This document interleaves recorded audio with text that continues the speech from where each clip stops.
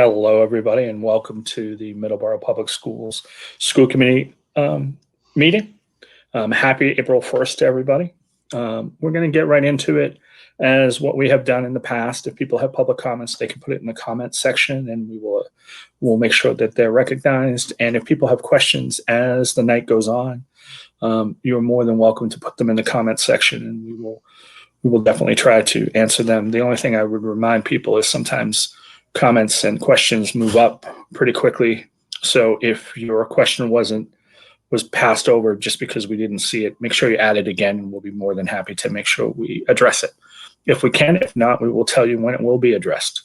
So with that, I will turn it over to our student rep, Natalia. Natalia, welcome. Thank you. This update for this week is pretty short, but for the MEC, staff and administration are all very excited about having most of the students in the building for full-time learning. Staff are in today and tomorrow getting things all set up and prepared for Monday. While this is a pretty daunting task, they're looking forward to having all of the students in front of them. For HBB is doing a shoe drive fundraiser and collecting gently used shoes. They have a drop-off box in the HBB main lobby. All the shoes are donated to third world countries, and they're hoping to collect 2,500 pairs of shoes. For NMS, NMS faculty and staff are ready for the full return on April 5th. They are excited to see the majority of their students in person. They just ask that families and students be patient with the new transition and be aware that buses might be running a bit late for the first week or so.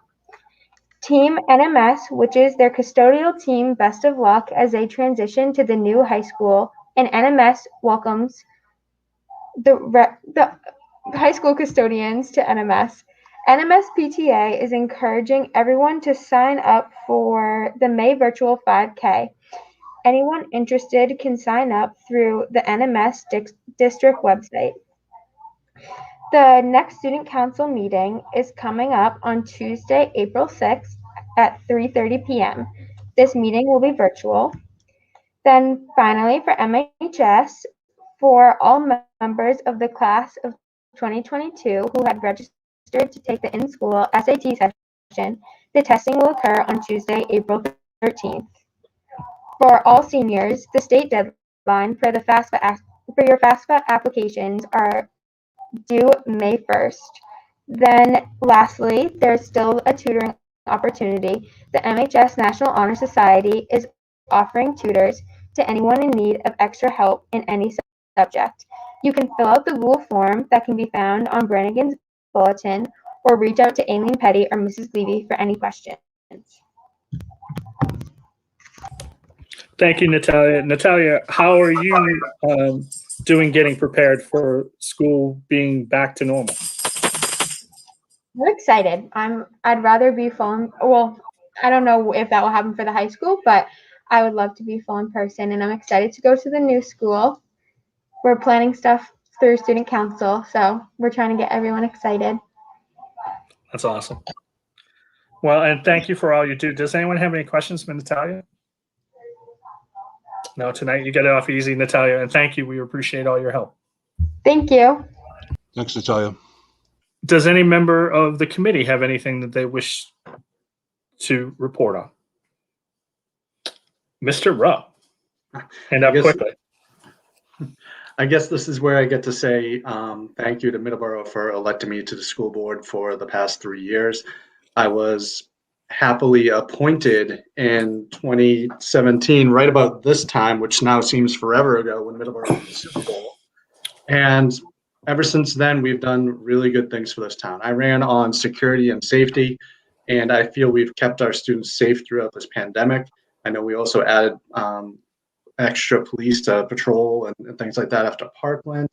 As well, we've done a lot of things to not only maintain the curriculum, but also improve it with Project Lead the Way and everything else.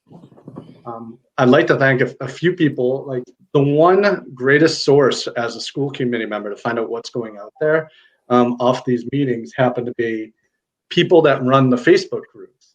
such as, I'm going to miss somebody here, so I apologize. Miss Thomas and Miss Cochran, Miss Lynn, Miss Tullish, Miss Hewins, Miss Crowley, Miss Farini, Miss Babin, Miss Joyce. There's a lot of people in the run butts, Miss Pierce McKee. You know, and people are in different places and different boards, and they keep all the information out there for the parents. And as a school committee member with a daughter at the MKG, it's awesome to hear about the other schools that I'm not getting direct communication from. And I'd also like to thank the person who helped me get here, Paul McManus, who helped run my campaign 3 years ago.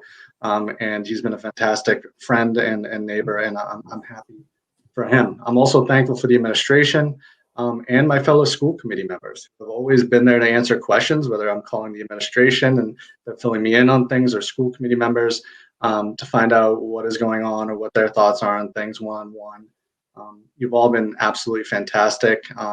Brian from before was great at guiding me. Rich Oakley, your questions, what you do with this board is absolutely fantastic. You really shine a light on the transparency of it all.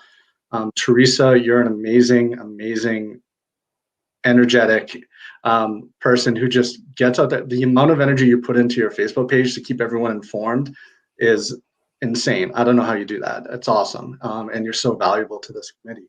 Meg, your insights to, you being a fellow educator like Teresa and I, your insights are fantastic, especially with the special ed population. Greg Stevens has become a good friend, and his views are very much helping me, as he has students who have gone through the entire school system already.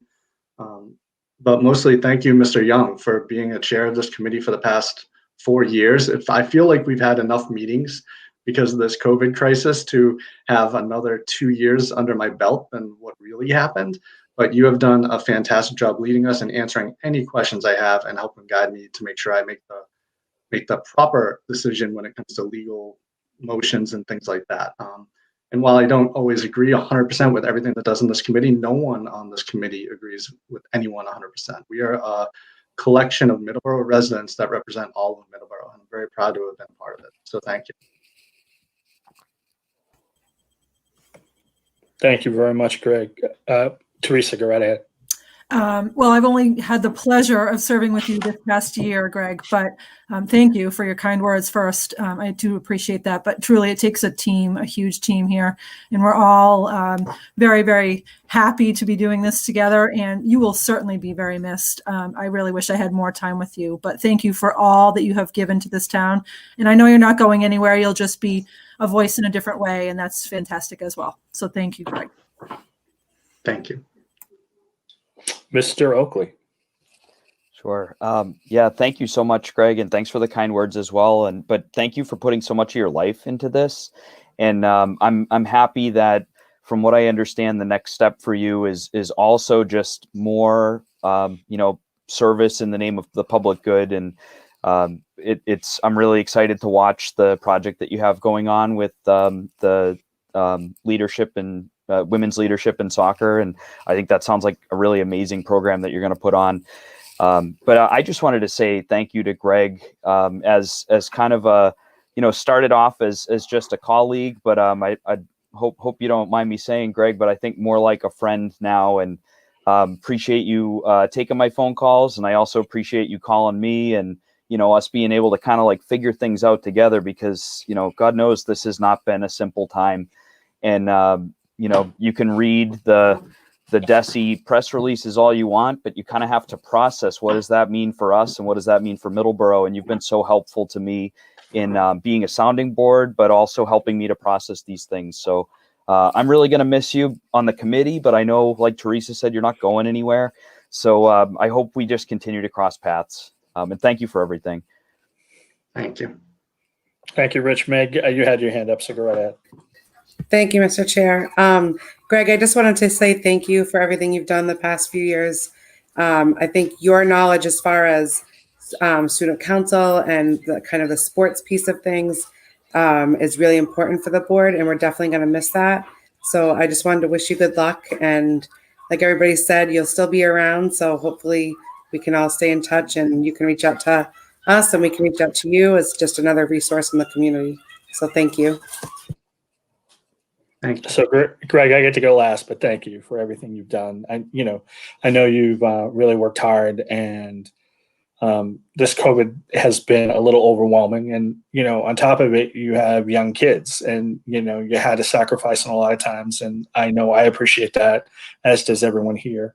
But thank you for all you do. You've been a great sounding board for me if I needed some insight from, a teacher who works in another town, or if I had a high school question or anything like that, especially around sports with your background. And especially the two of us could bitch about the MIAA all the time we needed to. But I want to thank you for that, because you were always there whenever I needed you. And I appreciate you stepping up for that. So thank you very much. And thank you all for the kind words. And like you've mentioned, I'm not going anywhere. I'm not going to be part of this committee, and I plan to help out Middleborough any way I can. And I was honored to serve, and thank you very much. Thank you, Greg. Does anyone have anything else they wish to mention to bring up? Mr. Oakley, go right ahead. Sure. I just wanted to throw one last plug in. Please, if you haven't already, make your plan to vote on Saturday, 8 a.m. to 8 p.m. And I believe you can, if maybe you don't remember where you're supposed to go, or you maybe this is your first time voting. I know that if you Google where can I vote, there's a vote.org webpage that pops up, and you just type in your address, and it'll tell you whether you're at the Council on Aging or the high school or Oak Point. So just please make a plan, because sometimes you get halfway through the day and you realize, wow, I still got 3 more things I have to do. I just can't fit it anymore. But if you make a plan and you pick a time, I think your chances are pretty good of getting there. So please, everyone, get out and vote. Anybody else? Seeing no one, with that, I'll turn it over to the superintendent with the superintendent's report. Brian, go right ahead. Thank you, Mr. Chair. Good evening, members of the committee. I'd like to begin by thanking Mr. Rowe for his service. As you know, Mr. Chair, I was at the Elks on Saturday afternoon presenting the certificate for Elk Citizen of the Year to Mr. Young for the community of Middleborough and beyond, which is a great award. But I did make some remarks. They asked me to make some remarks, and I think they pertain to the entire committee. I mentioned the fact that, Rich and I have a number of things in common, but one of them is that we both try to work real hard to make the Middleborough public school system a better place. And the difference between Rich and I, and between the committee and myself, is that I get paid for it. You folks are volunteers. And I think the folks in Middleborough need to realize that the time you spend in these meetings and the time you spend doing your readings and doing your homework for meetings is time away from everything else, and it's a sacrifice. And I just think that this goes to Rich, and it goes to everybody else on this committee, that we thank you very much as a town for your continued service. So congratulations, Rich, on your next steps, and thank you to the committee for your continued volunteerism in the community of Middleborough. So. And we'll move on from there on to my report, Mr. Chair. COVID-19 updates and the reopening of schools. I just want to let everyone in the community know that we're ready to go, K through 8, for a full reopening on April 5th. We spent a lot of time this week. A lot of people spent a lot of time this week. Present company excluded, really. I went to visit and saw some of what was going on, but we had teachers, special subject teachers, ESPs, administration, custodians, maintenance, and a tech department working real hard to put those pieces of the puzzle that you saw last week that seemed to be in a box all stacked up and put them in the places where they belong. And I've invited Derek Thompson, principal of the Burkeland School, Henry B. Burkeland School, to come on with us tonight. He's in his office at Burkeland School.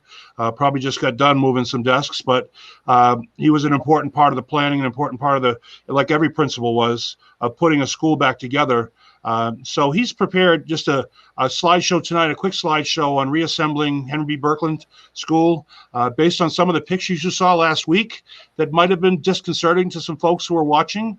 And I know I received a couple of comments like, how can you possibly put all those puzzle pieces together? And I just want to show you what some of the work that's been done this week by all of those folks I mentioned. And if I didn't mention somebody specifically or a group specifically, I apologize. But welcome, Mr. Thompson, and go right ahead. You have the floor.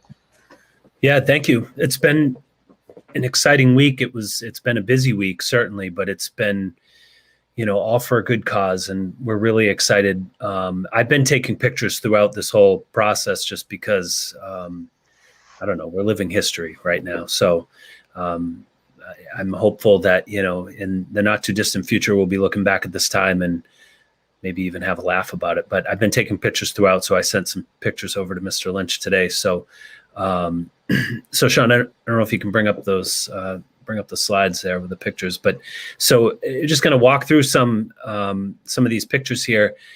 It's been an amazing week. As Mr. Lynch mentioned, it's been really all hands on deck. We've had, in this picture, you can see Mr. Phoenix, one of our PE teachers, and Mr. Thomas is assembling desks. Everyone that wasn't responsible for a classroom was in here helping out. And we can keep moving those slides. We have a couple pictures here of just some of the staff assembling desks. Kate Cooney and Kristen McClernand and Kate McGovern just moving furniture, moving air purifiers, moving things around, laughing while we were doing it. People are excited to get the kids back in the building. So again, here just Mrs. Johnson, Mr. Whitelaw, Mrs. McDonald, Mrs. Doak, all just moving furniture around. We're using the stage for storage. Mr. Dawson on the left, you see Mr. Farley there on the lift. I'm up above in the gym taking that picture. This is a good picture. You get a good idea of what it takes to store things at HBV. We had a lot of materials to move up above. So in that picture right there, Mr. Farley's getting the lift ready because we have to put things on that lift to raise it up above the gym. And when we go to the next slide, you'll see a couple of pictures of just some of the stuff we had to put up above there, all the tables we had to get out of the classrooms, and all the carpets that we rolled up and got up there. So that was a pretty big undertaking. We can keep moving there in the slides. Here you see the transformation on the left side of the gym. We took it from looking like a classroom to a bunch of separate spaces for the lunches. We also were able to cordon off a section in the back corner there in the distance there for champions. That's where they're going to be located. And in the next slide, you see the next section of the gymnasium. So on the left, you see what it looked like before with a grade 2 classroom in there, and we broke everything down and then set up what is essentially our lunchroom there with all the plastic dividers in between each class.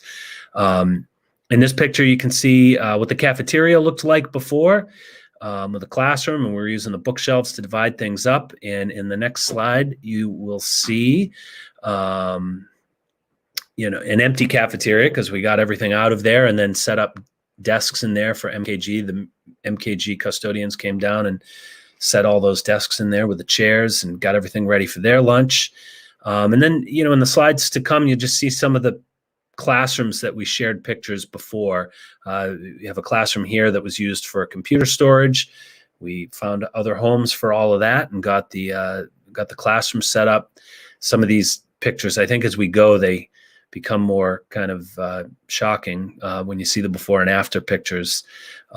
Each of these were classrooms that were used as storage, and as of about 3:00 today, when I walked around taking pictures, you can see where we've progressed so far. So, and I think this might be the last slide here. Again, just a bunch of classrooms that were used as storage that were broken down and set up with desks. The teachers were in today. The energy really is great in the building. Everyone's just excited to bring the kids back. And, I think there's a number of us that felt like we helped 10 different people move their homes. A lot of sore shoulders and arms and legs, but all done with great energy. Everyone's excited to get the kids back. So yeah, that's it. Feel a little bit like my grandfather walking you through a slideshow. He used to make me watch when I was a kid there after he went on a vacation. Mr. Thompson, before we have school committee ask a period of questions here, if they'd like, you mentioned that you were walking down the hall and there was an employee that was coming up in tears, seemingly upset, and you approached her to ask her what was up. Can you share that story with us if you'd like? You don't have to use names. Yeah, so just pick up the story where Brian left off. I just asked her what was going on, and she was just teared up because she was amazed at how everybody really just came together and put the building together, and they were just tears of joy. She was really happy that the kids are coming back, and it was like a swarm of ants in this building with the staff. It was like just attacking every room, moving stuff around. For a little while, the building looked like a complete war zone. because we took everything out of the class and brought them in the halls. It seemed overwhelming, but many hands make light work, and I know it was the case in the other buildings as well. So it was really cool to see. So her tears were tears of joy. So, and people are excited to get the kids back, like I said. And this was just an example. I didn't want to bring back every administrator back, but this was a perfect example of some before and afters that are very clear of the work that went on this week. So any questions from any school committee person with regard to this, to Derek or myself, the reorganization, the reassemblage? Meg, go right ahead. Not a question, just a comment. This is amazing. Looking at all of the pictures and just, you can really visualize all the work it took. So just please thank everyone in your buildings.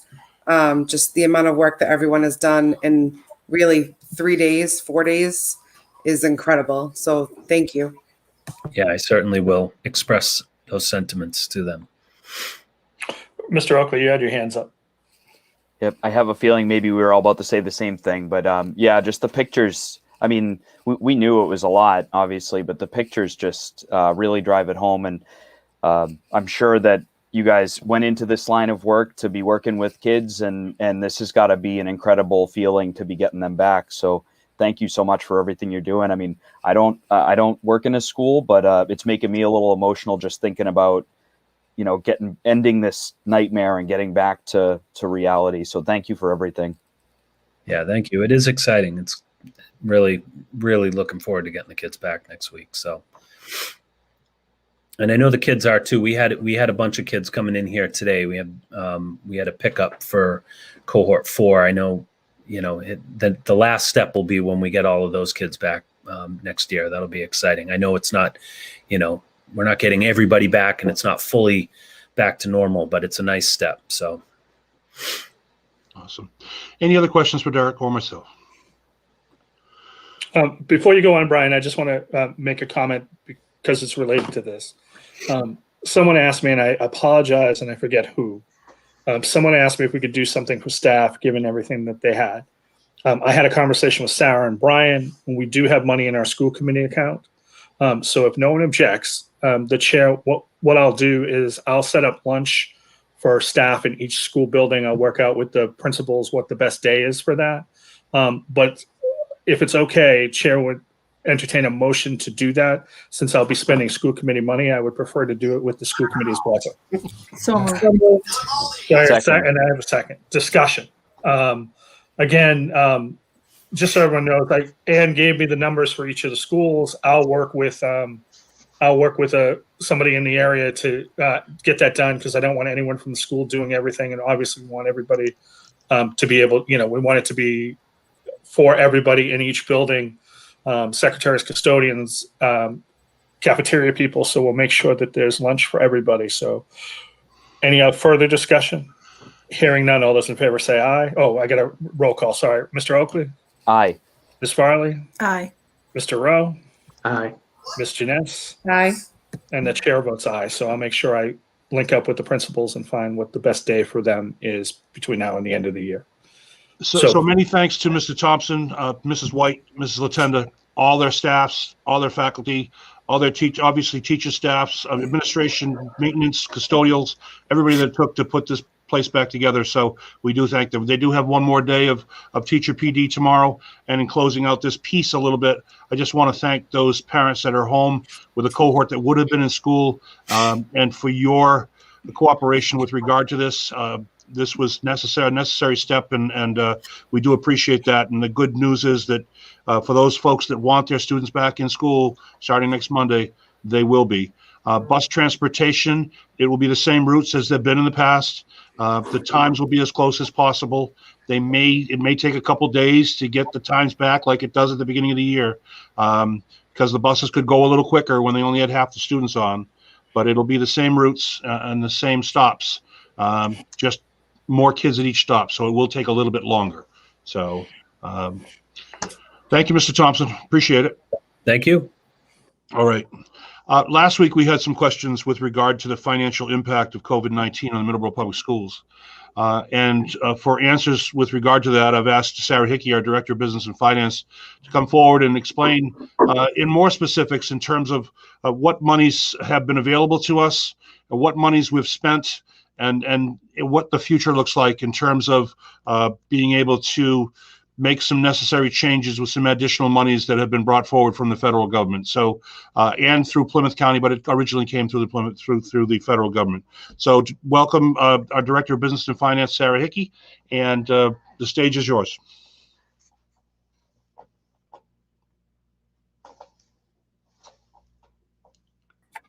It's always more effective when you can hear me. I apologize. Thank you, Superintendent Lynch, and thank you very much for having me, school committee members. So last week, Mr. Rowe asked me about the financial impact that COVID-19 had on the Middleborough Public Schools, and I love getting questions like that because it gave me an opportunity to roll up my sleeves and put together numbers for you. So if Mr. Siciliano could start the slideshow for me, this is what I've put together for you. I apologize that this is small print, but I thought it would be helpful to start off with a timeline of the funding that happens for us. So I started with July 1, 2020. So if you go across the bottom, those are the major deadlines or the for different funding sources for us. So we had monies that were available until December 31st, 2020. We had some monies that are available until June 30th, 2021. We have some monies that are available until December 31st, 2021. Others until September 30th, 2022, and then September 30th, 2023. And then what I did was I put those little rectangles of the different funding sources that became available to us. So the one at the top is the Plymouth County CARES Act reimbursement program. That is something, as you can see, it is ongoing and it ends on December 31st. Underneath that was a small grant that we received over the summer, the Remote Learning Technology Essentials Grant.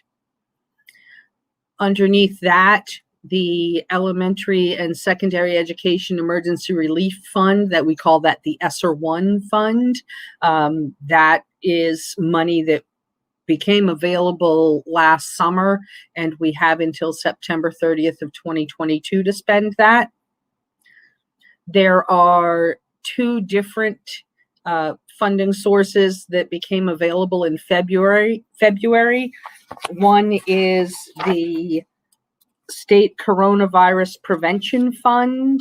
That is money that is being given to us in two payments. One payment came in February and one in April, and all of that money needs to be spent by June 30th. And then underneath that is the Special Support Earmark, which was the funding that came from Senator Pacheco's office. And again, that needs to be spent by June 30th. I also put on here the Elementary and Secondary Education Emergency Relief Fund, ESSER 2. That is a grant that I am in the process of writing. The grant for that is due on July 30th. I intend to have that grant written and submitted before then so that we will have those funds available to us beginning on July 1st. And that grant is available through September 30th, 2023. Could you go to the next slide, Sean, please? Thank you. So the rest of my presentation is just the breakdown of all of those rectangles that I had put on the timeline for you. So the Plymouth County CARES Act, Plymouth County received approximately $90 million pursuant to the Coronavirus Aid, Relief, and Economic Security Act. The money was designated specifically for state and local governments to be expended for allowable purposes related to COVID-19. So once a month, I put together, Chief Benjamino is in charge of the Plymouth CARES Act reimbursement for the town. He works very hard, and we appreciate the work that he does organizing this for the whole town. Once a month, I submit a spreadsheet to him of all of the eligible expenses. I have to put onto the spreadsheet what the vendor was, how much it was, when we purchased it, which of the 6 categories that it's classified as to be eligible for these monies that came from the U.S. Treasury. I have to put down the check number that we spent, the check number for the money that we spent, and I also give the warrant number that it came under. So thus far this year, the Middleborough Public Schools has submitted $632,249 for reimbursement by Plymouth County. The only time that I have had any questions from them about anything we submitted was back in the fall. As I said, I do submit once a month approximately for reimbursement.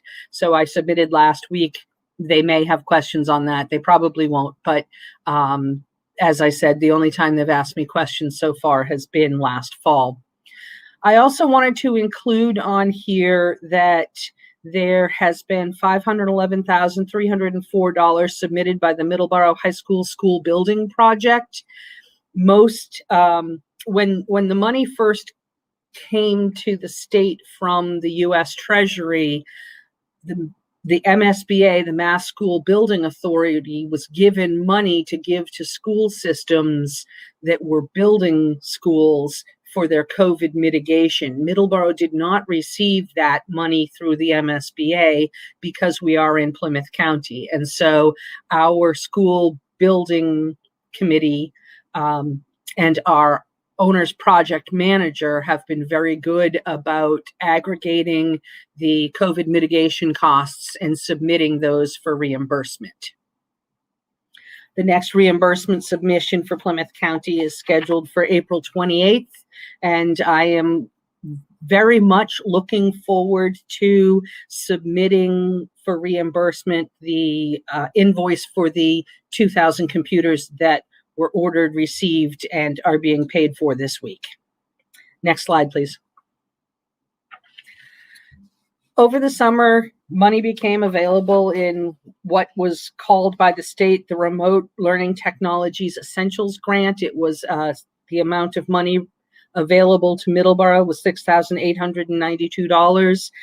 The Remote Learning Technology Essential Funds had to be used to support the LEA is Local Education Association. So that's basically, it's a school. So the funds had to be used to support the school's effort to ensure that the students had access to devices and internet services necessary to access remote learning opportunities.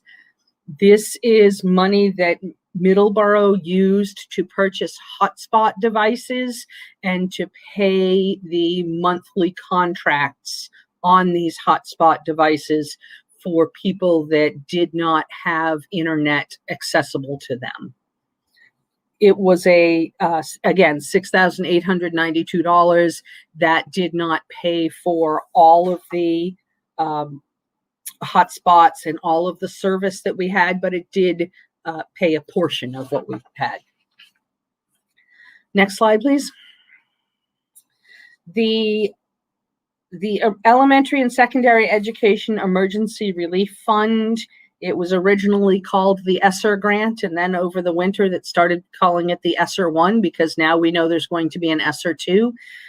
Middleborough's allocation for the ESSER 1 grant was $364,274. This money was allocated to us largely based on the Title I funding formula. Districts are permitted to use the ESSER funds to address the impact COVID-19 has had and continues to have on elementary and secondary schools. Districts that receive ESSER funds must provide equitable services to students and teachers in non-public schools located within the district's boundaries. So for this grant, I had to reach out to all of these private schools within the town of Middleborough to offer them a portion of this grant. I also had to reach out to the private schools where students from Middleborough attend if the students fell into the low income category. So a portion of these monies went to 2 different private schools that fell under that category of equitable service. The permitted use for these ESSER funds, these funds have been used for a number of things. We have used this for salaries of staff that were hired to because of the COVID crisis. We've used these funds to purchase PPE, to purchase cleaning supplies. This grant, which is available to us to spend until September 30th of 2022, is actually completely allocated and will be spent by June 30th of this year. Next slide, please. In February, I became aware of this state coronavirus prevention fund program. This was monies that came to us through the state legislature. We were allocated $537.50. This is money that we're receiving in 2 payments. One came the last week in February, and one will come this month in April. The eligible uses for these funds include, but are not limited to, personal protective equipment, hygienic supplies, costs associated with socially distanced on-site learning, remote learning, or hybrid approaches as determined by the district, charter school, or collaborative.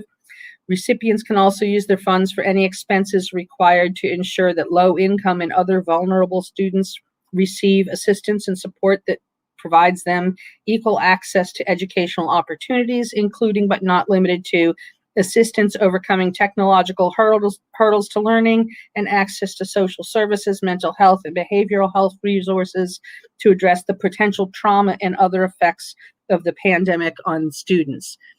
So this money, this fund was the first one that came out that talked about the social emotional learning, talked about the potential trauma to students, and talked about mental health. We have had many sources of funding where we could purchase technology. We've had many sources of funding where we could purchase personal protective equipment.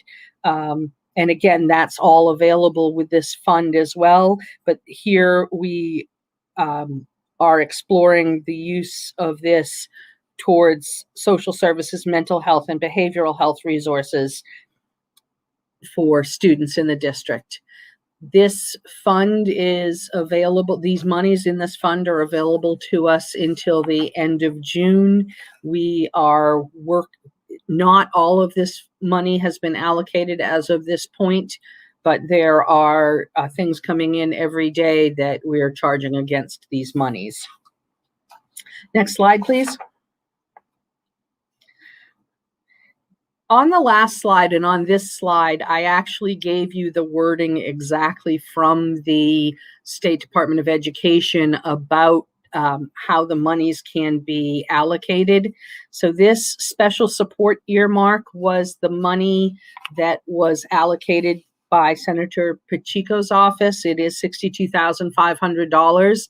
And the only information that we have available about how this money can be spent is the line that was in the law that was passed that says not less than $125,000 shall be expended equally to the school systems of the town of Middleborough and Wareham to provide necessary technology for distance learning for underserved students made necessary by the COVID-19 pandemic. So this, out of all of the monies that we have had to spend, we're thankful to have this, but this has been the most restrictive. We are using this money to purchase laptop devices for students. Next slide, please. So the last one I want to talk about, the last funding source is the ESSER 2 grant. the Elementary and Secondary Education Emergency Relief Fund. Middleborough has been allocated $1,264,128 in this ESSER 2 grant. I am in the process of writing this grant. We're figuring out how we're going to be spending this money. The Department of Education was very clear in all of the webinars that I have gone to and all the trainings about this grant that there are 3 distinct areas of which they want the money spent. That money can be allocated towards academic and instruction, and the state is looking for evidence-based approaches to address unfinished teaching and learning. We also need to address social and emotional supports and parents and student engagement to address student mental health and well-being and engagement in learning. And then the last part of this grant is operations, and that is to address ongoing planning, coordinating, and provision of services related to COVID-19. So part of this grant is academics, part of it is social emotional, the last part is operations, and I'm in the process of working with the different groups for which this would be allocated. So for example, operations, that's largely going to be conversations with Jim Hutchinson. Things that can be covered under the operations would be upgrades to HVAC and physical plant. And then the academics and instruction naturally is conversations with the principal and the leadership team. And we're putting together a group to address how we're going to go about the social emotional supports and parent and student engagement. Thank you. The last slide just asks, do you have any questions for me? Teresa, go right ahead. Thank you, Sarah. You clearly have done a great job with this, and it appears you found just almost every dollar possibly available to us. So fantastic work. But you did mention the hotspots and how that was only paid for a certain portions. Can you just, I may have missed it because there was so much information. Yes. So if you think back to the first slide, which had the timeline on it, the hotspot was a small amount of money that was only available to us for a small amount of time, but we needed the hotspots. So we purchased the hotspots and we're paying for the fees to activate the hotspots, the monthly user fees. Part of the Remote Learning Technologies Essential Grant went to that, and part of the ESSER 1 grant is going to that. So there was overlap between different funding sources. And so there were some things that we pay a little out of here and a little out of somewhere else. Okay, thank you. Mr. Chair, if I could make a quick point. Go right ahead, Brian. Just wanted to mention the fact that you'll recall perhaps my frustration in that a number of the other school districts in the Commonwealth received $225 per student through this CARES Act that went, the money that went to the state and then went to the Department of Elementary Ed. We were excluded from that because our county decided, because it said state and county governments, they sort of intercepted the ball, if you remember the conversations about that.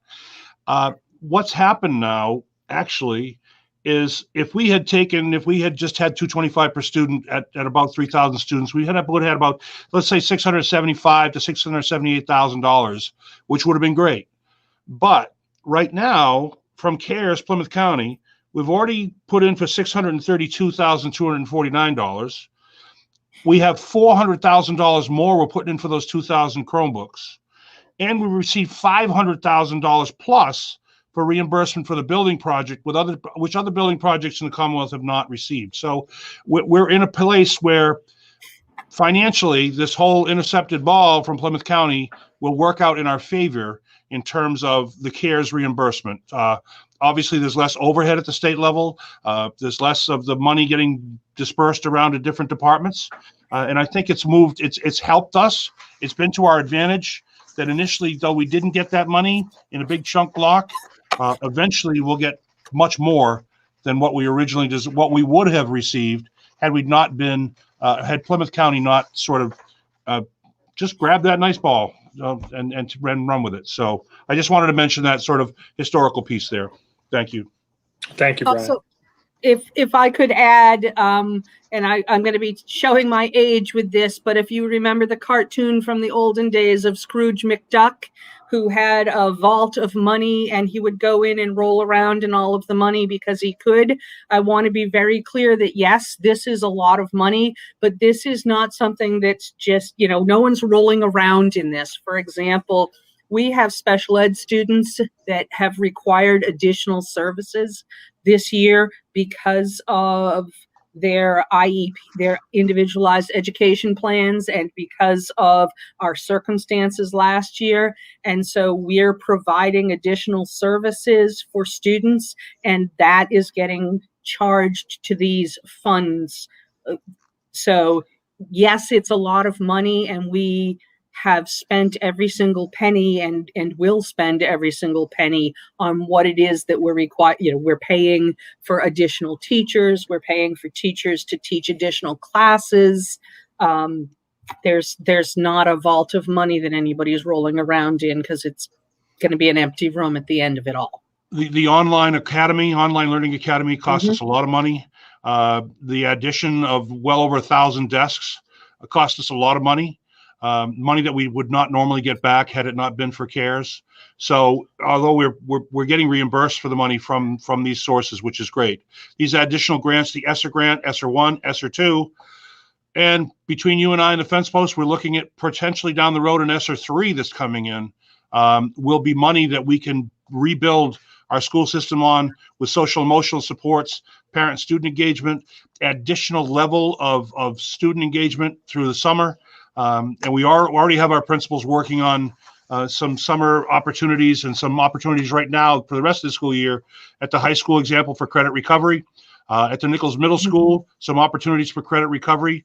Those students that were not attending virtually as much as they should have, that have not done well grade-wise, trying to get them back up to speed prior to the end of the year. So we're not talking about mandated retention for students, et cetera. So those, I know that Heidi Latenda and Paul Brannigan, I've already had conversations with them about what they're doing at their level to try to get some of these students back, to get some credit recovery, so that we're not talking about a great deal of retention, et cetera. So just some things that are going on. There's going to be obviously more planning and everything else.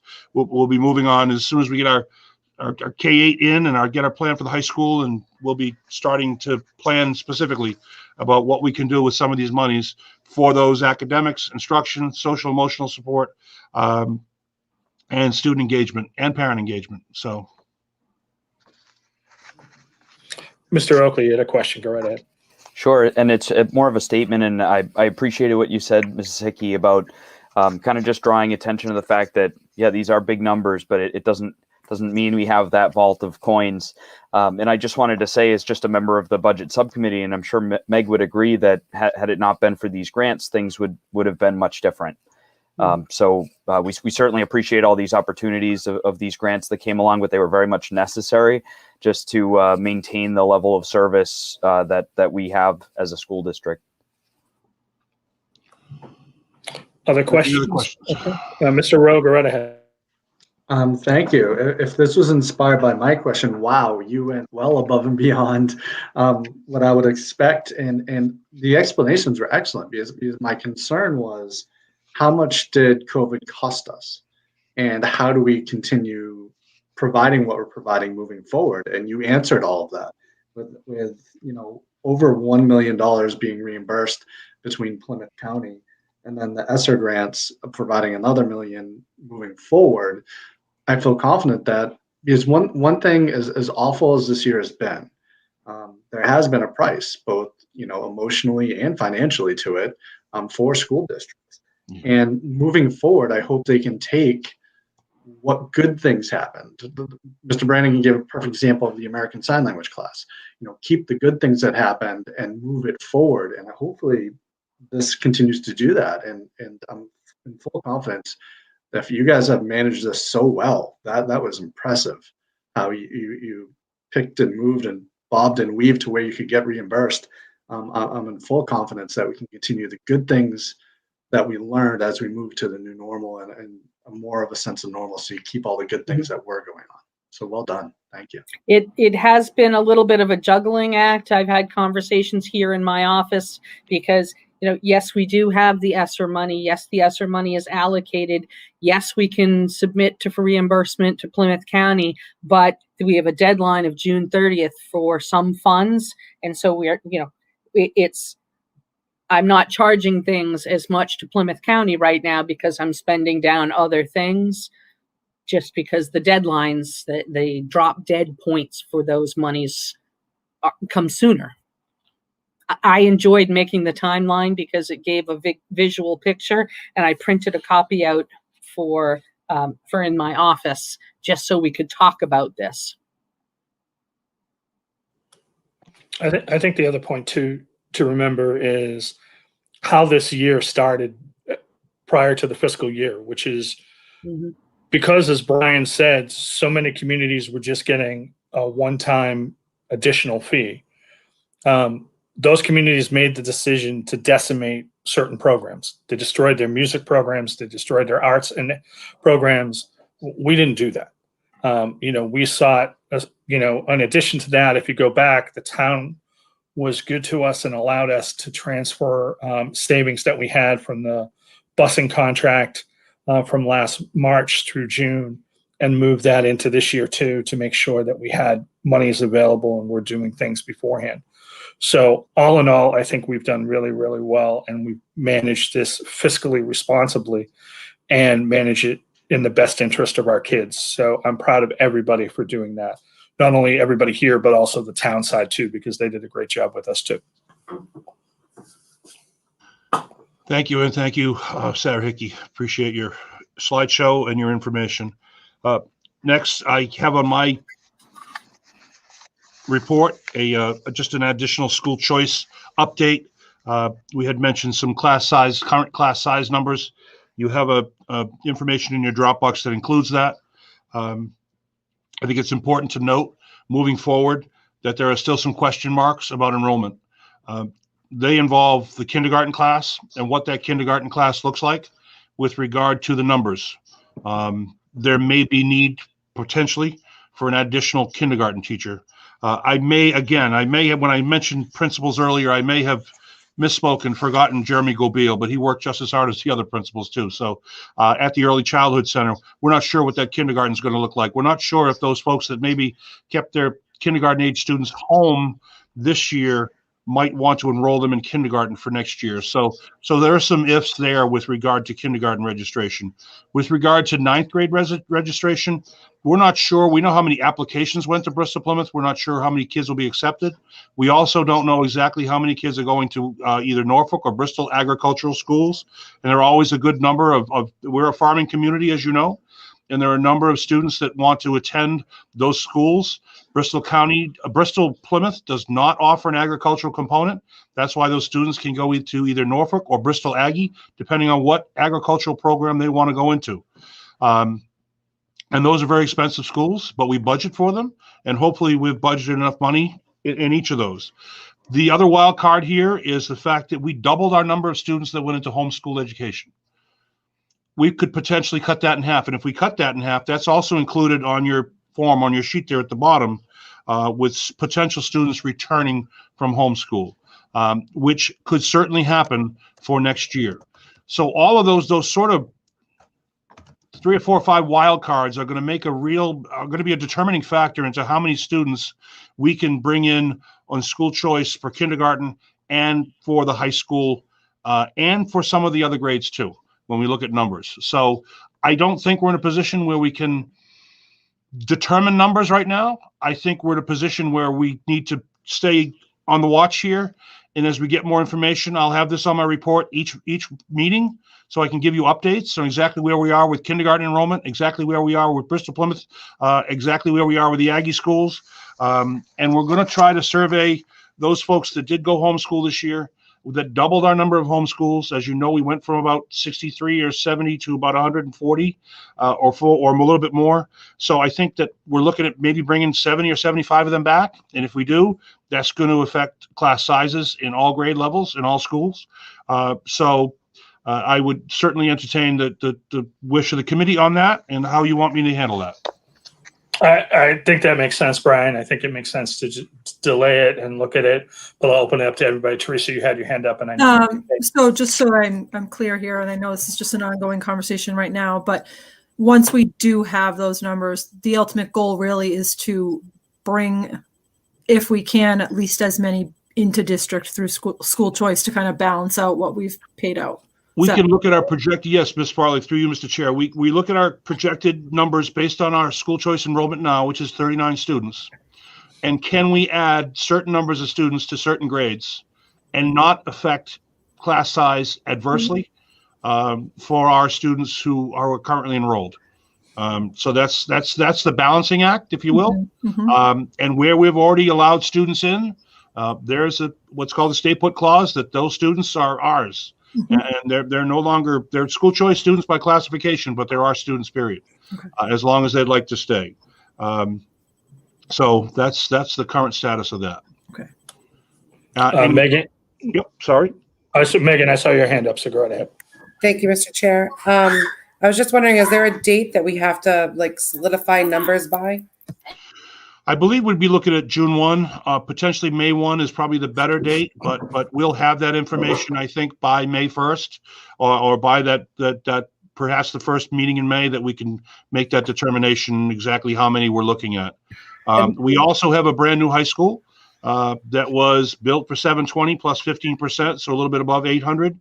And we need to look at that number very carefully in terms of who we can keep and who we can't keep. We used to have a policy where we sort of, if a student wanted to stick around for a while, we opened up school choice, but the rules have changed. The advisory has changed on school choice, and we have to open it up twice a year.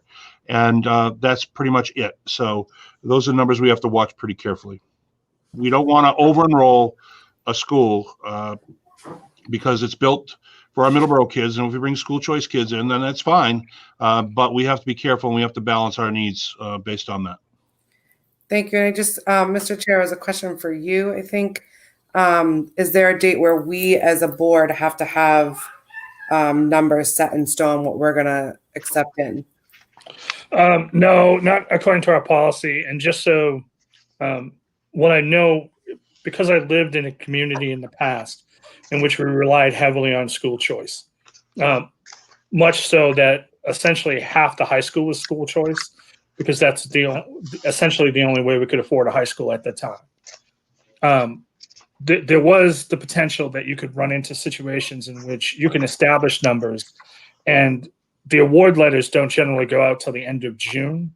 So you could change those numbers anytime up until the point the award letters went out. So for example, let's say you got an influx of students that you weren't expecting, or what we had seen in the past, there might have been several people who were in for example, a school closed down. So for example, in the past, we've known some of the Catholic schools in the area have closed, so that could bring kids back. So you have to be able to look at those things and address them. But once they're sort of given the award letter that they're in. But any time up to that point, the school committee had always had the ability to change if they felt something happened that they needed to address. Okay, that basically concludes my report. Oh, Rich Oakley has a question. Sorry, Mr. Chair. Go ahead, Rich. Sorry, I was late on the draw there. Mr. Lynch, through you, Mr. Chair, to Mr. Lynch, thank you so much, and anyone else who helped prepare these numbers. It's incredibly helpful to see not only like you have the number of students, but also the number of classes. And so I just threw it in Excel real quick so I could get an idea of number of students per class, and it all seems pretty good. But not being an educator, I was kind of curious if, and I'm assuming it changes by grade level, but is there kind of a rule of thumb for class sizes? Because I see it looks like we're doing pretty well, but I just wonder what you think the ceiling is for some of that. Yeah, we're doing very well, and it's important to know when you're looking at that sheet, Mr. Oakley, through you, Mr. Chair, that those are the current number of classrooms by grade level. Yep. So that if we have a particular class that's going up a grade that needs 6 teachers in that grade, to reduce those class sizes, we'll do that. Or if we have a number that's particularly low, we might reduce their number of teachers at that grade level. For example, if there's 99 students at a grade and there's 6 teachers assigned, we might take that teacher and move that up to a different grade where there are more students in that grade per school. So those are shifted annually. And also looked at annually. So if we looked at a situation where we had, we like the number 20, we like the number below 20, we're very fortunate to have that in our community. When the number gets a bit higher than that, we get a little bit concerned. I was a principal that worked at one point with 34 students in 10 third grade classrooms. That to me was something that I, as a principal, advocated strongly against. We ended up getting some extra help for those classrooms, but didn't get an additional teacher. I would certainly be going back to revisit with the budget subcommittee and with the school committee if we had a situation like that where we were looking at numbers where class sizes, where there were anomalies, where we had class sizes that were such that we think it needs addressing. All the studies out there basically say that the lower the grade, the lower the class size, the better. That's pretty much the summary of all research on class size. And we believe in that and will continue to do that. A third grade is more comfortable with 24 or 23 than a first grade with those same numbers. So we'd shift our numbers accordingly. And the principals understand that very well. So, and are not afraid to advocate to me to look to those positions too. And with his additional monies that we have, it might be easier to do moving forward too, if need be. Thank you. Yep. Other questions? Seeing none. So I just want to just sort of conclude my report by saying that at the next meeting, what you can expect obviously another COVID-19 update with some talk about the high school and what we plan to do at the high school level. I want to talk about the Family Resource Center. I think that's important. I spoke with Meg Quirk this week and all the work she's done for the last year. And I think it's important that you folks know about that. So we get an annual report from the Family Resource Center, and I think this is the perfect time to do it. I want to talk about technology and our updates in technology. And I hope to have Dr. Gates here, who did help prepare these numbers. I would tell you that on the sheet for class size, et cetera. But she is going to talk to us, give us a technology update. And also, as you know, we had a review by the Department of Elementary and Secondary Education called Tier Focus Monitoring, which is a new way for the state to come and do an examination of everything we do in the special education areas and the civil rights areas. They have come in and done a report. It's been a very positive report that we received the last couple of days.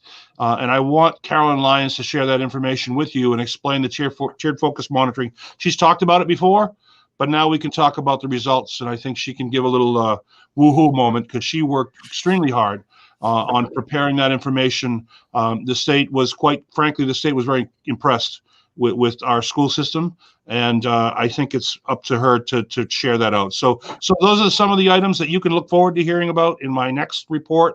And anything else that you'd like to hear about, please communicate with the chair, communicate with me, and we can put it on the agenda if you want an update on a particular area of the school system and its operation.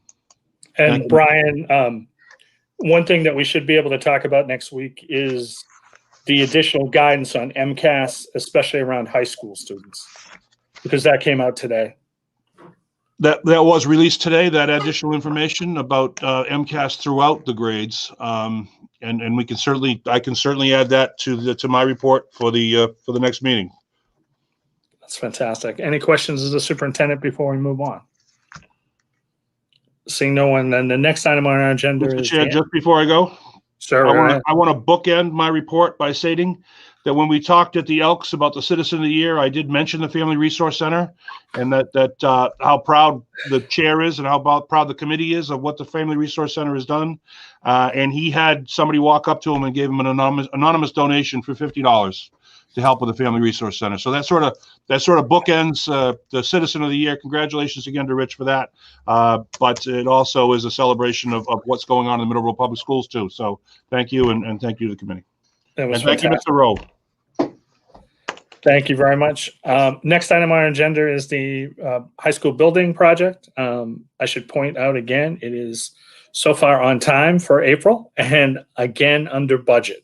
Did anyone have any particular questions? We actually meet this week, next week coming up. So at our 15th meeting, I'll have a better understanding of the final day's push for the new building. Meg, go right ahead. I had two questions. One, are we going to be able to get in and see it when it's completely done? Yes. And our parents and community members going to be able to do the same? So that's going to be harder. I know Paul has talked in the past about trying to do things over the summertime and try to stagger people in and out. And we're gonna do the best we can. One of the things that we've talked about doing is, as I said from the very beginning, I felt that we'd move our meetings to the new high school. After a little bit of time and everything had worked out, it just seemed well. What I'd like to do is I'd like to start our meetings, and when I talk to Adam and everybody, is really start our meetings with some of the students filming parts of the new high school, and take it piece by piece so that people can see, and maybe we can focus a little more on what the Karen Auditorium is going to be like, what the gym's going to be like, what the math classrooms look like, what the art program looks like. So it's really focused on a small piece. So maybe a 5-minute video at the beginning of our meeting will just be on a piece of the new high school, knowing that people can't go in the way we'd like them to go in. So, and as things open up, one of the things that we did in the past when we rehabilitated the previous high school I was in Avon, the first town meeting, we allowed people in earlier then and took them on walkthroughs before the town meeting. Now, this town meeting will be at the middle school, and the quorum doesn't have to be but we usually have a special town meeting in October. So hopefully by then we can bring more people in and wander them around and show them parts of it. So hopefully people can come in a little earlier, and we'll do it that way. So we'll try to get open it up for people as best we can and go from there. Sadly, we can't even open up some of the fields for more than a parent right now. So it makes it difficult as it is. Awesome. Thank you. No problem. Other questions about the project? With that, I see if Brian wanted to mention anything about go, Brian. I did want to mention the fact that we continue to have owners and construction meetings every Thursday from 11 to 1. Mr. Hutchinson, Jim Hutch is involved in that. Mr. Brannigan, Sean Siciliano, myself. I think this week was week number 103. But that's really 2 hours now. It used to be sort of, hey, whose birthday is it? We're coming along, we're swimming along here, we're moving along. Now it's a much more intense meeting. I would tell you that the expectations from Fontaine Brothers for their subcontractors have been heightened significantly. They had a building that was supposed to be done in January. When they put the bid in, they didn't anticipate COVID. They didn't anticipate companies that were not going to be showing up for work and the schedule being off. So they're now, a full 3 months beyond their original delivery date of the school being open. Now, they were talking about October initially. So they have told us that we're not going to be charged any additional monies, but you can imagine what it might be doing to their basic budget at this point. So, we're appreciative of them. We're appreciative of Christy Murphy, our owner's project manager, certainly appreciative of DRA and Fontaine Brothers, and Rob DeRozier is also in every single one of those meetings. So there are people with good eyes on this project and watching it very carefully and closely. And it's something that we're looking to happen, and we're bound and determined to make sure it does. So we're looking at April 27th. We're opening the school for as many students as we possibly can, and that's a conversation we're going to have with Mr. Brannigan in terms of who do we bring back. So, thank you. just No, wanted. thank you, Brian. I appreciate it. Any other questions before we move off this topic? And seeing no one, I just want to remind everybody the superintendent evaluation. The superintendent sent us his outline on Monday along with the evaluation instrument. If people could get that to me by Friday, that would be fantastic. I wanted to remind people that the Day on the Hill will be a little different this year. The superintendent and I have attended every chance that we've gotten. Obviously, it wasn't last year, but I believe they're doing it virtually this year. So if you can attend, we can do that, and we'll make sure you're signed up. And as we discussed at last meeting, I wanted to talk about the school committee meeting platform. I do want to set it up this way because I think it's important. I know, as all of you know, it was brought up in open meeting in the selectmen's meeting, and it sort of digressed from there. So I would prefer not to talk about the selectmen's meeting because this item is truly about our platform and what we're going to do. But I do not want to walk away without one piece. It seemed to be that people were saying we did not allow for people to comment, and that is not true. We have worked hard to make sure that people had an ability to comment, people had ability to ask questions, and I have been on the committee for 7 years now. I have never been asked more comments than I have in the course of this year because of the forum that we have and the ability that we have for people to be allowed to ask questions and to really try to work to answer them. Sometimes, obviously, we don't have the answers. And so, especially when we're beginning to open schools in the summertime, and we went back and made sure those questions were answered. And in fact, a lot of, if you remember, the superintendent created a frequently asked questions list. And a lot of those came directly from our Facebook chats and our YouTube chats. And we took those and answered those and made sure that everyone's question was answered. I think sometimes we run into people ask a question that's already been asked and answered. And we sort of gently point that out for people. And we recognize that people come in and out of these meetings at a various time. So with that, before we discuss, I want to bring in Sean because I asked Sean to do some things for us. And Sean, can you talk about what you found from the meetings that we've done so far and that document you sent us? Yep, absolutely. Let me just share that real quick. So you guys should be able to see this document on your screen. This is just data that we've pulled from Facebook. You can obviously see kind of the hot meetings where we discussed things that greatly impacted our families and greatly impacted our community. You're looking at 8,295 people reaching one of the meetings. These are not necessarily live viewers, right? So we've had a lot more people live view. Sometimes we have 150, 200 people viewing live. That's about 190 more people than I've ever seen in the middle school auditorium for a school committee meeting. We have shares, we have comments. Comments are usually our questions, things like that. And then our link clicks are usually people that are clicking on the meeting to watch either full screen or watching it after or watching it in its entirety. So that was just a document that I had put together. And that's just Facebook. We still have YouTube comments that I didn't pull the data for, and also YouTube views. One of the cool things about StreamYard is that it does capture that data for us live. I'm going to stop this. It captures all that information for us. We can see live comments. We can see all of that. We can watch it on YouTube. We can watch it on Facebook. We just set up the RT MP stream for MET. So we're actually streaming our first meeting live on the MET channel on cable. So we set that up earlier today, which looks like it's working. So we hope people enjoy that. But it's one more platform that we can reach people.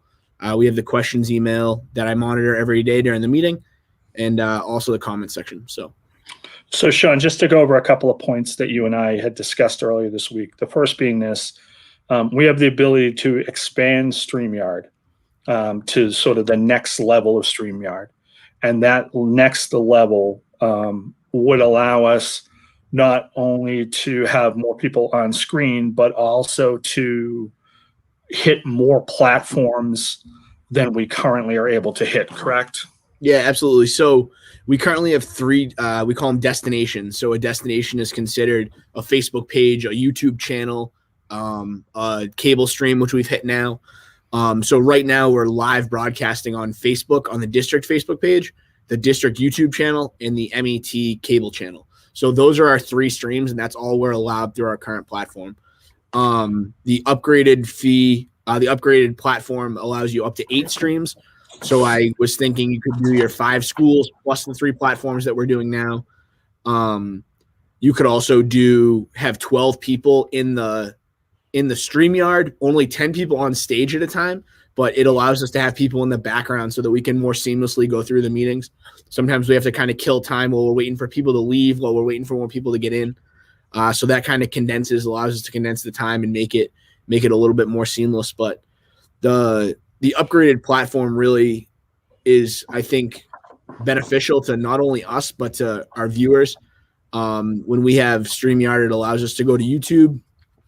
People can then, let's say the meeting started at 7:00, if they pop in at 7:20, they can join the meeting live, but they can also go back to 7:00 and watch it kind of on demand, like a DVR on your cable, which is pretty cool. So they can see what they missed. And that isn't really something that some of the other platforms offer. And that's why I'm a real fan of streaming. And I think that it would be beneficial for us to move forward and increase our subscription. And Sean, one other thing too is with the StreamYard subscription upgraded, if the district had something else going on tonight, as of right now, you can only broadcast the school committee meeting, for example. So let's say there was a black box production or something like that. You couldn't do both at the same time. Well, you could in theory, but it would be in violation of the licensing agreement, correct? Yeah. So StreamYard really wants you to do one at a time. I did reach out to them and they said that it's with so much going on right now, they're not really monitoring that on the channels, but with an increased professional plan that would allow us to do multiple things at once. We're talking about, we have an amazing TV studio that I go in every day at the new building, and we're going to be putting out some pretty quality productions out of there. Football games, volleyball games, anything that's on that in the field or in the gyms in that area, we want to be able to broadcast live, and we want to be able to overlap platforms, and that's really going to allow us to do that. And you also get an upgraded video quality. So right now the video quality is 720 for everyone that speaks video quality. I don't know how many of people there are out there, but we're in 720 right now, which is high definition, but it's not ultra high def. It's not high clear, things like not super clear. And the 1080 would give us that high definition quality in the professional. And so just so everyone understands, the StreamYard, the downside to the StreamYard is that we can't allow as many people to join the actual, as you guys know, it's called the backstage. It's the backstage. And so given that I can't open that up to everybody, I don't allow other people other than the people on the agenda. And Sean's been really good about rotating people through the agenda and making sure. The difference with a Zoom product is Zoom would allow us essentially as many people as want to be on the screen, Sean, if I'm correct, but we can't link it to other platforms. So it can't be on Facebook. It can't be on YouTube. It can't be in the way. It just goes to the one platform, right, Sean? So that's partially true. So there is ways to get it to a platform, but it's the Facebook and the YouTube integration are really built into this platform. And that's really what they've kind of put this entire platform together on. With Zoom, we could do it. You would probably need a secondary computer to log in and be able to screen share and be able to go through an encoder to get it to that platform. So it's not as seamless. The other thing is with StreamYard, I can create kind of our visual of what we want to see. I can bring people up full screen. I can choose who's on stage and who's not on stage. I can easily screen share. I can switch through screen shares and display people or not display people on the screen. And I think it really gives me a lot of customization and to be able to kind of hone in the audience on what we're actually focusing on. I know in Zoom, sometimes you get a lot of people and there's multiple screens going on and people are popping up and people are going away. And sometimes it's just a lot. And I really like the cleanliness of StreamYard. Greg, go right ahead. Thank you. Through you, Mr. Chair. Sean, I did notice, it's kind of piggybacking what you said. When you're on a Zoom, there's 15 different squares going on at once. Or if someone talks, they pop on. Then somebody coughs and they pop on, then they pop off.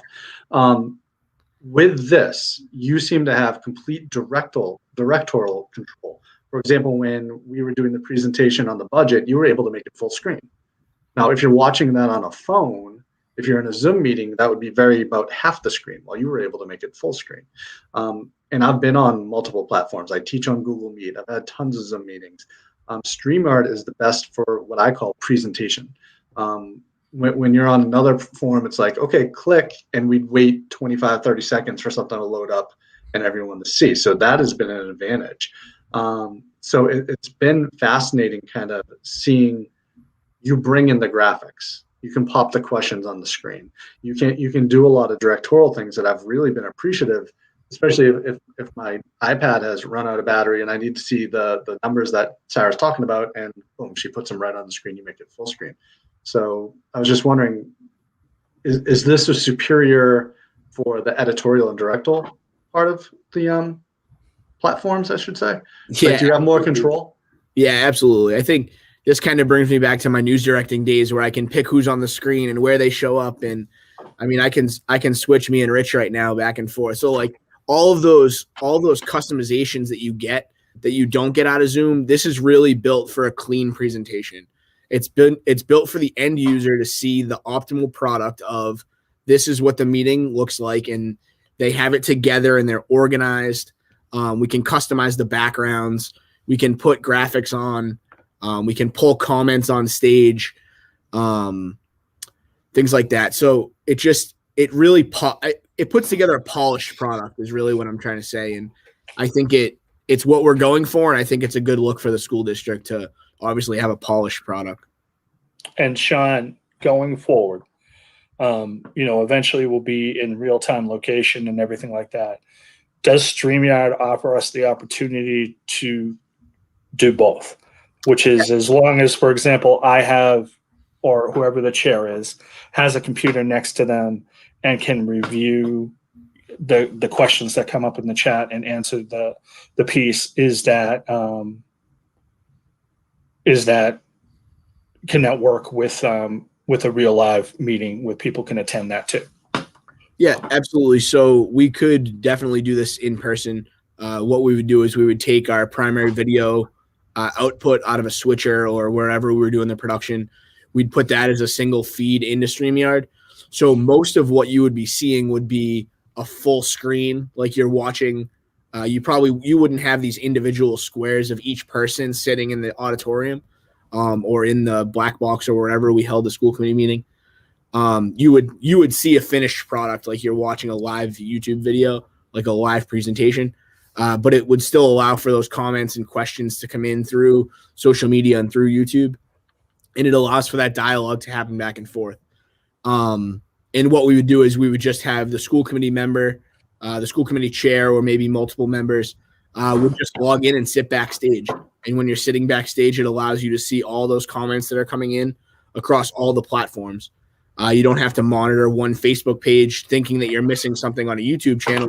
It pulls all of those comments together from all the pages and puts them in one stream for us and allows us to answer all the questions at once. Just to be clear, somebody, Nate Demers put up there, and it is a point. His biggest gripe is that through this particular platform, the general public can ask questions or comment, but can't rebuttal a response to their question or comment in a timely manner. I would add to that, Nate, too, that there is an opportunity. The comments don't end. When somebody makes a comment and then other people are answering, the chair has to give them the floor back in order to answer. So I still think the comment piece is still there for people to put what they want. I get it's different, and I fundamentally get that, but I just want to point that out. So, Teresa, you had your hand up, so go ahead. Yes, thank you, Mr. Chair. Just as a member of the subcommittee for community engagement, I feel, a lot of us have spent this last year really trying to engage the public in every possible way we could. And truly, this platform has brought us so much more engagement. And I feel like the benefits outweigh the bad, really, because you're getting, Sean, the metrics speak for themselves, as someone posted in the chats. What you pull just from one avenue of Facebook proves the point that we are engaging this community, and that is the goal, the ultimate goal. And while we are our own board and other boards may do a different thing, that is their prerogative, we're looking at 3,000 students and families, and our job is to engage as many of those families as possible. So for me, this is the best avenue to do that while we're in this situation we're in, and to know that once we do go live, we could continue that platform and allow people to stream in, I think is fantastic. So I would be all for increasing our membership to StreamYard. Greg, before I go to you, I just want to, somebody asked a question. Could you add someone to monitor live chat during the meetings? And just so everyone understands, Sean really does that while directing the meeting, or Melanie, when Melanie's directing the meeting. We sort of, there's a comment section that we can see everybody's comment, and we try to review that all together to make sure it was missed. But the piece, could we assign someone? And the short answer is no, because when a meeting's running, it's the chair's responsibility to handle the meeting. So I view it as making sure, Sean will usually send me a note to remind me that I missed a question, or somebody missed a question, or everyone's been really good about making sure. A lot of times you'll see me, I'm over here because I'm writing down people's questions. If I see other people are writing questions, I'm going to get to them. Obviously, I try to group questions together. You'll have people who will ask multiply the same question a couple of times and sort of group them together and split them up if I need to. Greg, go right ahead. You had a question. Thank you. Through you, Mr. Chair. I want to applaud our committee for keeping an eye. Just quickly give a thumbs up if you have your comment section open right now and you're looking at it. Like when we're in these meetings, we're constantly watching this, and we do apologize if we miss anything. I remember looking at those stats that Sean wonderfully composed for us when we were when we had the 4,000 views at once as we're reopening school. It was scrolling because people were answering to themselves. Imagine a Facebook thing where everyone's replying every 30 seconds, and we see the question at the top. 2 minutes later, it's gone. And I remember Sean scrambling, trying to find every possible question he could and put it on the screen and put it out there. And I think, as a parent who, this is bedtime and this is family time, it's easy to kind of see those comments. It's easy to follow on Facebook. You can follow it on your phone and not have to watch it on cable. I can't tell you how many people I know cut cable during the pandemic. So it's an absolutely fantastic feature. And if this allows it, and my question for Sean is this: you guys have been working understaffed. When we were meeting in the Nichols Auditorium, you had a whole slew of kids working with you and Adam throughout this thing. When you guys go live again, will you be able to have students that can take more control, let's say, for the comments and help put them on the screen and kind of keep an eye on that while you direct it? Because you guys are working with a skeleton crew right now making this production, and it's fantastic. So yeah. I think there's definitely room to grow. We always look at how we can implement student participation and things like this. I mean, we used to have a soundboard operator, right, that was at every meeting, and we had a couple students that were really into it, and they knew everything that was going on at school committee because they were the soundboard people for the soundboard operators for the meetings, and they loved it. But there's definitely ways to get more kids involved. When you see the videos that we're going to be putting out of that TV studio in the new building, it's pretty incredible. The way we built the studio was, if I need to direct a production by myself, I have that ability to do it. I have my audio here. I have my camera controllers right in my board. I can pull all my graphics in pre-done. I can do it by myself, but I can also have a kid direct. I can be behind them, giving them assistance. I can have a kid behind me over here moving the cameras. I can have another kid behind me doing replay. I can have another kid over there running the teleprompter in the studio. I can have 3 kids outside in the stadium running cameras. So it's the scalability of the studio and also this platform is, I mean, really the limits are endless. There's actually a StreamYard like webinar chat release thing coming up in the middle of April. And I'm excited to kind of see what they're going to release. But there's a kind of a forum where you can submit questions and submit recommendations. And one of the things was more than 10 people in the room. And I'm sure that was already on their agenda, but 2 weeks after that, they responded to everyone and they're like, we're happy to announce that with the professional plan, you can now have 12. So it's things like that. And I'm sure they're going to grow, and I'm sure they've really killed it when we've moved to StreamYard, and they've gone through and they've done upgrades, and I'm sure it's only going to get better as they move forward. And I just want to add too, in the entire year we've been doing this, I haven't heard from anybody who's had an issue with the way we run it. In fact, the biggest question I get, and I'm sure you all get at the same time, is when you go back to live in person, can you continue on Facebook? Can you continue on YouTube? And I've always said that we were going to look at that. So, we did get a complaint. So I think it's important that we address it and have this part of it, like I said, and have a conversation about it to see which way we want to move forward. It's our meeting. It falls under how we want to do it. All these pieces are in compliance with the open meeting law. And so, Rich, I know you had a question, but I just wanted to address those pieces. Sure. Thank you, Mr. Chair. I had two questions. Now I only have one, because my first question was, is the way that we're doing it complying with the open meeting law? And I'm glad to hear that it is. I think I'm hearing from everyone on the school committee. I mean, I'm just so happy with the level of involvement of the community. And I can't imagine going through something like this with, closing the schools and then going through reopening and all the, the craziness without having this level of community involvement. And so I think I would never be in favor of curtailing what we're doing right now. And I'm glad to hear Sean Siciliano talking about there's room to grow in the future. And so the question I had really, I guess, was just addressing the question I saw in chat, which is, again, just a proof of how awesome this platform is, that we see this question and we can address it. And so Mr. Demers had mentioned about the back and forth. And my question, and I mentioned this to you in a different conversation, Mr. Chair, but I think what the public doesn't know is that we're not allowed to deliberate things outside of these meetings. So really, when you're hearing stuff here, it's the first time that we as a committee have discussed things. And it's not real obvious until you're on like a committee or a board that's the way it works. But I'm glad it does, because the public gets to see how we feel. But anyway, my question was really, is there a way that we could take phone calls or something? And I know just by suggesting that, I'm suggesting that means we have to have someone manning a phone or something, but to allow for the back and forth without necessarily having to figure out how to invite people into StreamYard on the fly. Is something like that possible? We could. I'd have to look into if there's a technical way to do it. The way that I would see doing it is just taking another spot away from the participants and using that line as one specific person that would be backstage, and then being able to just take that call in.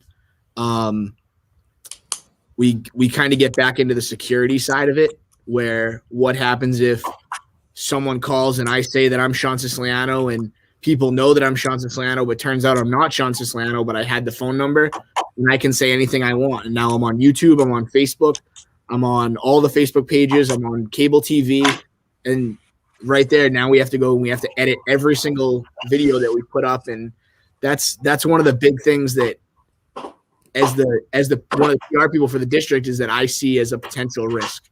I like the comments. I like that discussion. And one of the big things about StreamYard and about this participation is it allows us to tell our story. And I say that to Melanie all the time, that I want to be the ones telling our story. I want Middleborough Public Schools to be telling our story instead of people in the community telling our story for us. I want it to come from us. And sometimes it becomes he said, she said. But when we have a meeting like this and we host it like this, and the community can all see it happen live and they can all participate in it and all have that discussion, it really allows us to tell our story and get that information out there. And it's immediate. We've done releases to families right after meetings have happened. And I think that's really crucial, that The meeting ends at 8:30, and at 8:45, we have a message going out to families that says, this is the decision that was made. This is why it was made. And moving forward, please reach out if there's any more problems. And I think we also need to, Mr. Chair, can I talk about just general price of StreamYard? Sure. Go ahead. So the general price of StreamYard for this subscription that we have now is in the ballpark of $240 a year. The premium subscription that we're looking for is $500 a year or $570 a year. So we're not talking about thousands of dollars to upgrade this platform. It's a really affordable platform, and I think that's why they've been so successful. I have other towns reaching out to me saying, how do you do your meetings? And we're on Facebook groups across the nation, and people are like, how do you do your meetings? We do Zoom, we do this. And StreamYard's become huge because people are like, oh, we use StreamYard. And someone would be like, oh, how much is it? It's like, oh, it's $300. They're like, oh, perfect. And even if we started our own Zoom account, I don't even know what that would cost to be able to have multiple participants in. And where do you set that limit? Do we use the towns? Do we have to have someone from the town do that? Do we purchase our own? What does that cost? So I really think StreamYard's the optimal program now, and I would love to get the board support to move forward with competing with StreamYard. I want to go over two things that, again, to address. As far as the back and forth, I think what's important is, in thinking about that, we've seen people ask questions, and I've sort of read their question, or other people have read their question, and then they'll immediately respond, that's not what I meant this. So I think there is some back and forth in the comment section. I get the fact that it's not like other platforms. I want to lay that out. The other thing I want to say is, going forward, I think we all hope at some time we're meeting in person. So there's two opportunities here, if you will. There's the opportunity to come to a meeting, to stand up, ask your question if you want to, or there's an opportunity to just ask your question online and get an answer. I don't view either as I would weigh one over the other, right? Because they're all questions from people. So I want to make sure they're answered equally. So we're gonna deal with them. So I think that's the point. And then the other thing too is, we've had people make comments that weren't necessarily questions. We read them and sort of asked the superintendent or whoever to address them because it made sense at the time. So Meg, I apologize, but I know you had your hand up, so go right ahead. You just stole what I was going to say. When you're in a meeting in an auditorium somewhere and you just have a comment, most people aren't just going to get up and go to the mic and make that comment. They're going to make the comment to someone they're sitting next to, or they're going to go home, make that comment, and that's kind of where that dies. And so if there's some misinterpretation there, then we can solve that right then and there. So I think that speaks to forth a little bit. And then, like you just said, we're reading those comments out loud. So that was going to be my comment. Mr. Chair, if I could add one thing. Sure, go ahead, Sean. So I specifically remembered it was one of the hot meetings where we were talking about a lot of things and a lot of comments were coming on, and we know that everything isn't instant. So what I'm saying now, people on YouTube are going to see 23 seconds later or 25 seconds later. And the comments were rolling in and questions were rolling in, and then they stopped, and we were like, okay, we're going to adjourn the meeting. And we adjourned the meeting, and right as we adjourned the meeting, a comment came in, and it was another question. But you had that ability to go back and just add that answer right in after. And people can do it right from their house. And I think that's the biggest thing. We had an email come into the questions email earlier this week that I sent to Chairman Young that was in support of this platform and was in support of being able to stay at home with their children. It's bedtime. They can do that normal routine. They can hit pause on YouTube or hit pause on Facebook, put the kids to bed, and then come back. And I think that's one of the things that our viewers really enjoy and our families really enjoy. And we're a business and we're in it, and our customers are our students and our families. And I think that they're happy with what we're doing. And I think it's a great platform. And and again, I want to emphasize that I think as we have this discussion, we had this discussion because we had our first complaint, and that was that was reasonable. I don't have a problem with it. I don't have a problem hearing from complaints from people, as we said. So it's that opportunity to discuss it and see how we want to change. Again, we're supposed to comply with the open meeting law, and we have. The public comment is not part of the open meeting law. As a matter of fact, in the open meeting law, it specifically goes out of its way to say public comment has nothing to do with open meeting law. But that doesn't mean we want to ignore public comment. We want to do it in a way that we give people opportunities to interact. We give people opportunities to say what they want to say. Now, again, I can't emphasize enough, it's different and it's okay. But by the same token, other boards aren't on Facebook, aren't on YouTube. And again, like Sean says, that's where our parents go. That's where a lot of people go. So we're trying to bring it out to where they are and to make sure they're engaged. Clearly, the numbers that Sean showed us tonight show we're engaging. I mean, I said this to everybody at some point because it always makes me laugh. When I started on the committee had what was the Mass Association of School Committees general practice, that there was a public comment section and that was it.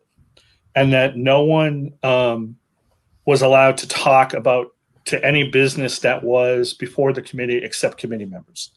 That has never made sense to me, and that's why we made sure and we changed, and I convinced the committee and talked to them about it, and they understood what I was saying, that it doesn't make sense that the 6 school committee members and the business manager and the superintendent are the only ones who can come up with good ideas. So it makes sense to give people opportunity to talk about each and every piece of business that we do because it affects their children's lives. And so we've always, since I became chair that day, we opened up the entire meeting to everybody to be able to comment. The thing that cracks me up is there has been plenty of times when we will, before we take a vote, I will turn to the audience, and you guys have seen me, and I will say, is there anyone here who wishes to make a comment? And I will chuckle because we are the only people sitting at those desks, and there is no one in the audience except one of the students who's working the soundboard.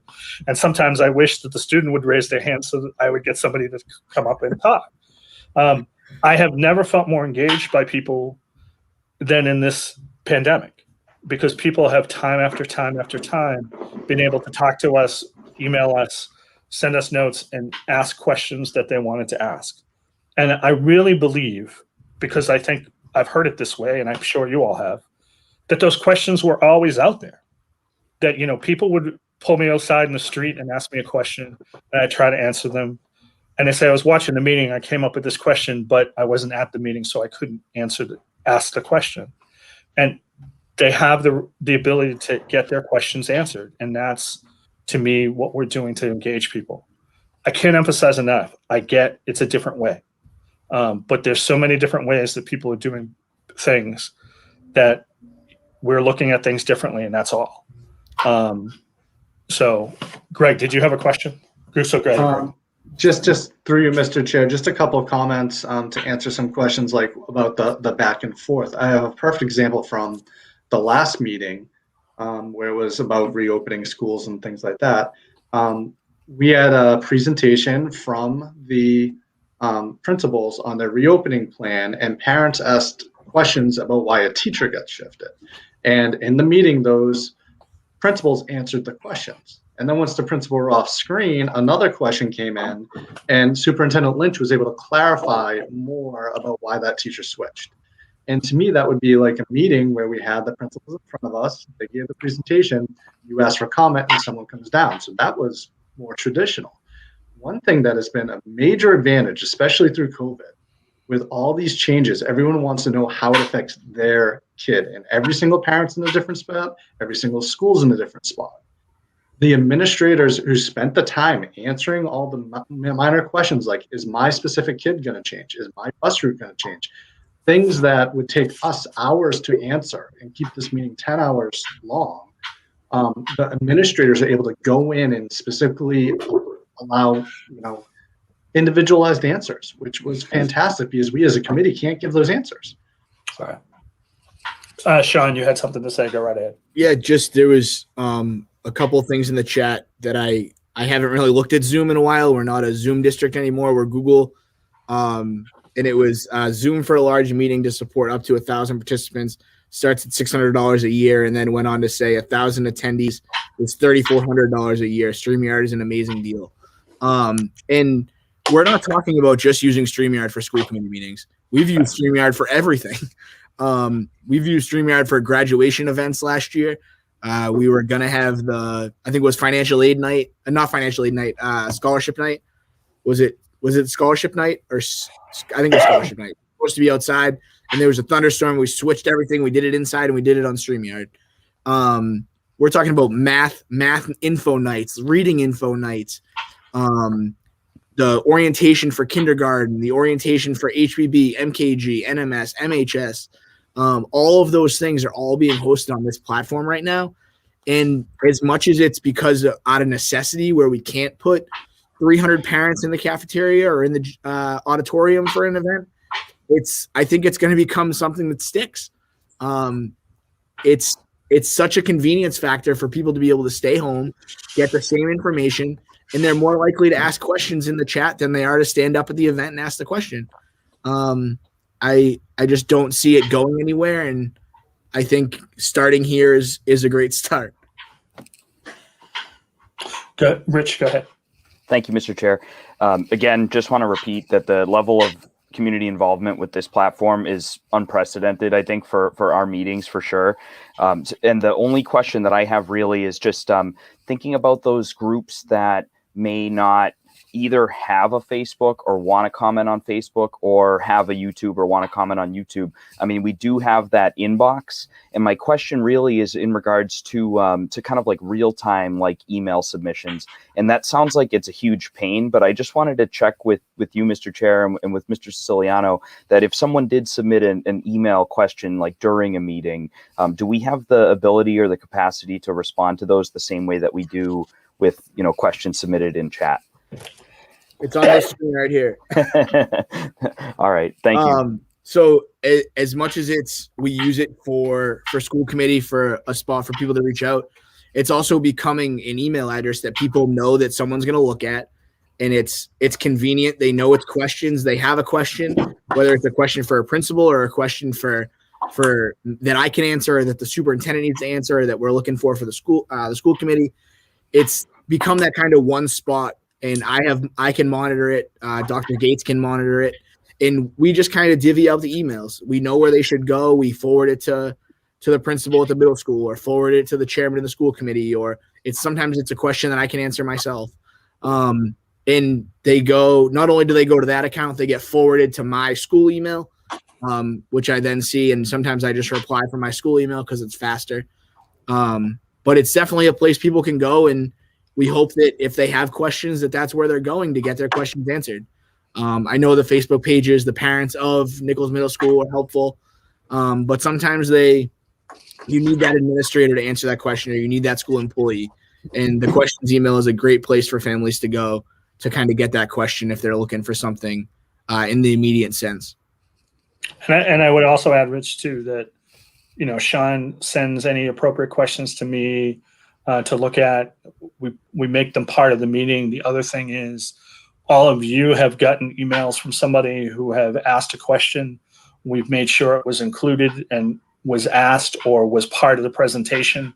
So if we knew it beforehand, we could let, I can think of, for example, when they had the presentation at last meetings about openings, there were lots of opening questions that we had, right, that weren't all settled and done prior to that.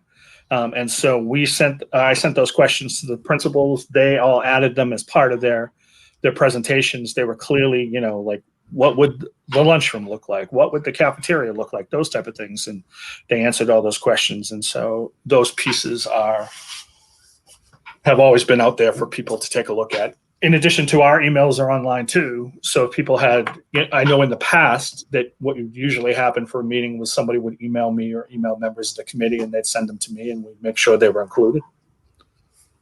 And we also we talk about accessibility as a public school district, and all these videos, once they're done, they go on YouTube, and then they're automatically translated through closed captioning. So no matter what language you need to view the meeting in, it takes that dialogue and puts it into closed captioning. And it can put it in. I don't even know how many languages are on there. There's a bunch that are on there for our families that maybe of our L students. Mr. Chair, if I could just a quick follow up, and it's more of just a statement just to wrap up what I was questioning about. It sounds like if you don't want Facebook or don't want YouTube, you still have access to the email address. And so in a way, I think we kind of covered our bases in terms of receiving questions. And my major concern was the back and forth. And I think I hadn't thought of it the way you thought of it, to be honest. And now I get it. That if someone asks a question earlier in the meeting and we respond to it and they comment again and say, well, you didn't quite get, what I said. And then we respond to that. And that, I mean, like you said, it's different, but it is in a lot of ways the same. Right. So anyway, thank you.